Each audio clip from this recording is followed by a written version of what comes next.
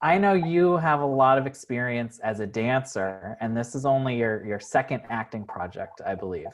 So, and like Walking Dead, it's another horror series as well. Is there something that really attracts you to that genre? It's funny because I was actually like really scared of scary movies when I was younger. Um, I hated them. So now I'm actually fascinated. Like I really love them a lot, and it just so happens to be a coincidence that this is my second film that I'm working with something scary. So it's an awesome experience. I like it a lot. How did this project come to you? I'm curious, were they looking specifically for someone who was deaf, hard of hearing for the role, or is that something that maybe changed when you were attached to the project? So I believe that they were actually like searching for people that was hard of hearing or deaf for this role, and my manager sent this to me and said like, hey, this is a new project, are you like interested in this? And I was just like, yeah, I read the script and everything and I thought it was pretty cool. And over time with the pandemic, after I got the job, there was certain characters that had to change because of the pandemic, so it made it Mm. harder to actually find hard of hearing and deaf people that was perfect for the film. I believe so. It was actually really very easy going along with the whole production because they were very open hearted and was just let me feel free giving ideas as much as possible. So Mm. And now, when it does come to horror projects, how do you think having a deaf or hard of hearing character at the center of it maybe even adds to the fear or tension? Is that something that maybe you see as well? I know I do as a viewer, but obviously you're on a different side of it. I feel like it adds for hearing people a lot, the Yeah. scariness, um, because the music behind the scenes, like with the film, you can tell like something bad is about to happen. And for hard of hearing and deaf people, most of the time we don't know that the music's happening. That to tell the viewers that, oh, like there might be a scary person behind the door, or you know, an evil entity or anything like that, Hmm. or this person don't have their hearing aids, so you know they can't hear what's happening around them. And for the hearing person, I feel like it's more scary than it actually is for the deaf and hard of hearing culture. Because we get those extra cues, I guess.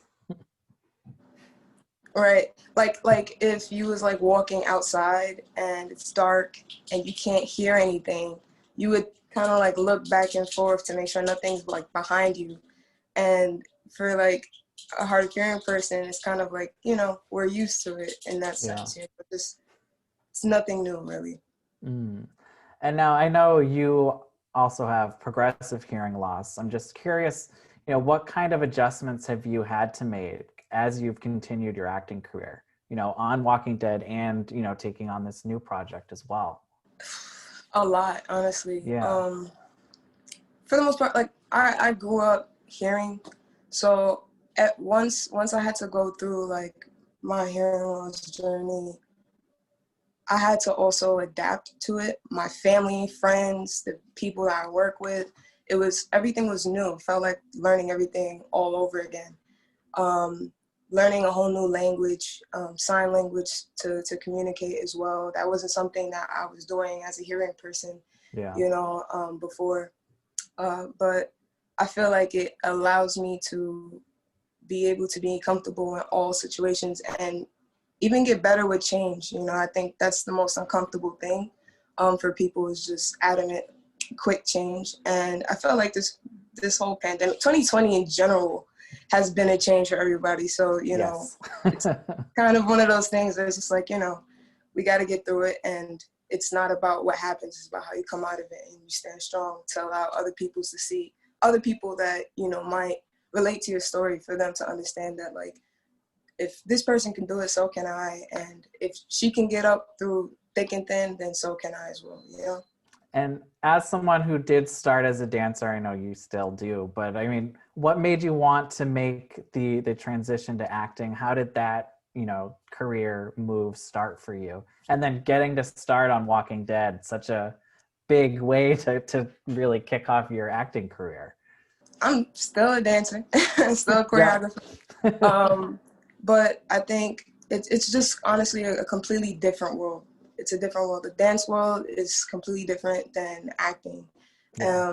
However, dance has helped me as an actress to learn how to like use my body language a little bit more into my acting and just expression in general.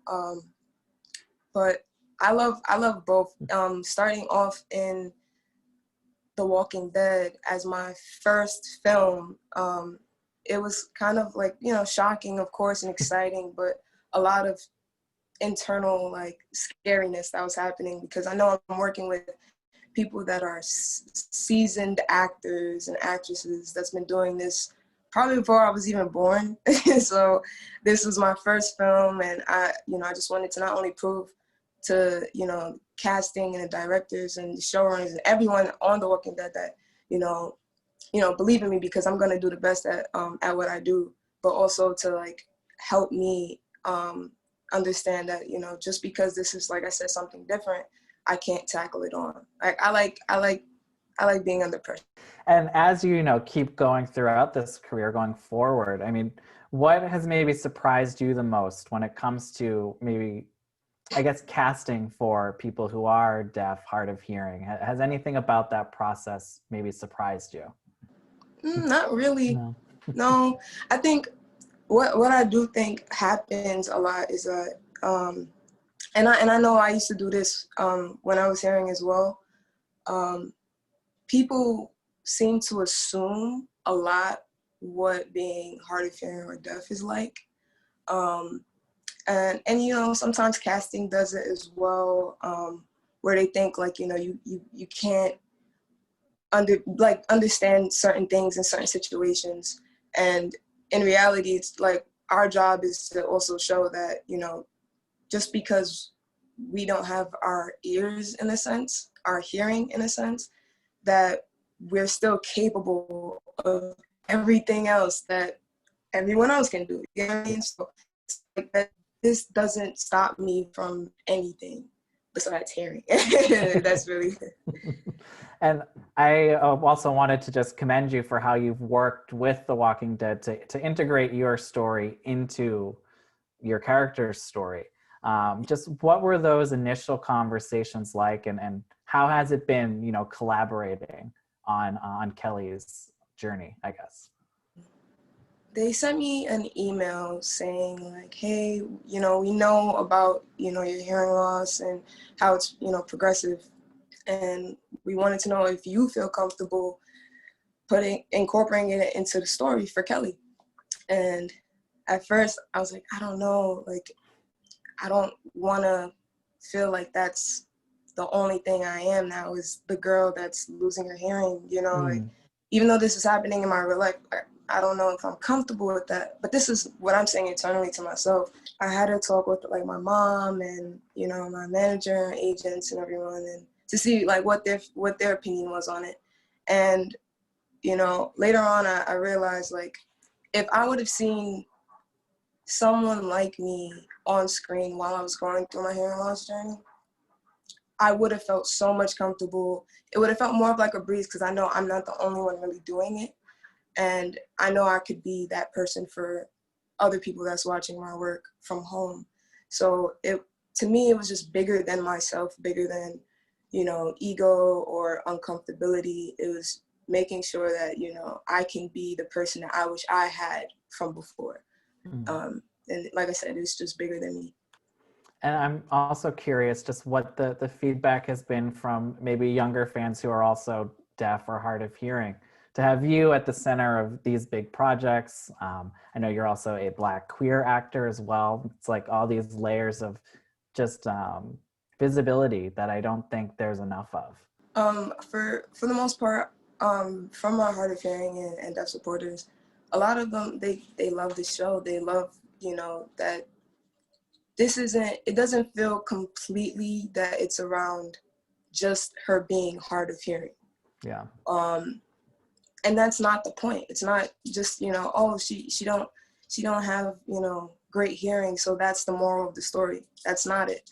It's the fact that she's, yes, a hard of hearing deaf female, but she goes through problems like anybody else. She has household issues like anyone else. So that doesn't change this. That doesn't really change the outlook on her and on other people that's deaf and hard of hearing in the world.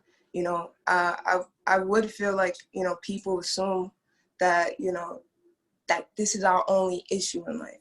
And it's not. Yeah. We're people and we go through heartbreak, pain, sadness, family drama. And I felt like the show did really well with showing how much things she was going through. And her real issue wasn't her hearing loss. It wasn't the issue at all. It was just the people that was in her life and the situation she was put into, unfortunately. And I mean, like Walking Dead, it seems like it's her superpower. Yeah, that's my mom's line. That's actually something she said to me when I was having a lot of trouble going through my hearing loss. So that follows me everywhere now. But yeah, that's basically like what it means. Like, not Spider-Man superpower, of course, but just like, that I have something that everyone else doesn't. And that's sometimes just the ability to pay attention, to be observed, like to observe, and Yeah. I feel like, honestly, once I went through my hearing loss, I wasn't like, I already observed a lot growing up, but I felt like it made me pay attention more to other people's body language and read the room. Even if I wasn't necessarily trying to, it just happened more, it clicked more. So it is a superpower. And now we know that Walking Dead is going to end with a supersized season 11. We still have a lot of episodes to go, but what's something that you would love to see Kelly do before the big finale? What's either someone you want to maybe share a scene with, or just something you'd love to see her accomplish? I would love to see Kelly probably just get angry. I don't know. She's a sweetheart. She's a sweetheart. Even when she has the right to be upset and angry, she thinks from other people's perspective and doesn't act on emotion. And I think the one thing I haven't seen her do is just flip out and just tell people like how she feels. If she's very young and she's with a whole bunch of adults that's arguing and bickering and fighting, and like just to have a moment to be like, hey guys, shut up, stop, like just to have a moment like that. But I feel like what the writers have done with her so far has just been amazing, and to allow her to show that everybody assumed that once Kelly started to show her hearing loss in the show, that, oh, she's for sure gonna die. Like, oh my God, she's going through her hearing loss. She can't hear. It's the apocalypse. She's gonna die. You can't hear walkers. You're gonna die. And that's not what the writers wanted for Kelly. If anything, they wanted to show that you can still go through tough situations like this and persevere, honestly. But as for working with anyone specific on the show, I think Jeffrey Dean Morgan or Andrew Lincoln. But I mean, he's off the show now, but that would be awesome too, because they're Could still really pop up in the finale or something. Fingers crossed. We'll see. And then lastly, I'm curious if I don't know if you can even say, but if you're going to be part of any of the 6 additional episodes for season 10 that are coming up, and what it was like maybe working on those amid the pandemic. It seemed crazy for some of your co-stars who posted about it. So yes, I will be a part of one of the 6. I think I can say, because they did show it. They showed our table read, yes, for one of the 6 episodes, and it's gonna be very exciting. I think the audience and the fans are are gonna have a lot to deal with when they see these episodes come out. So I'm just excited for that.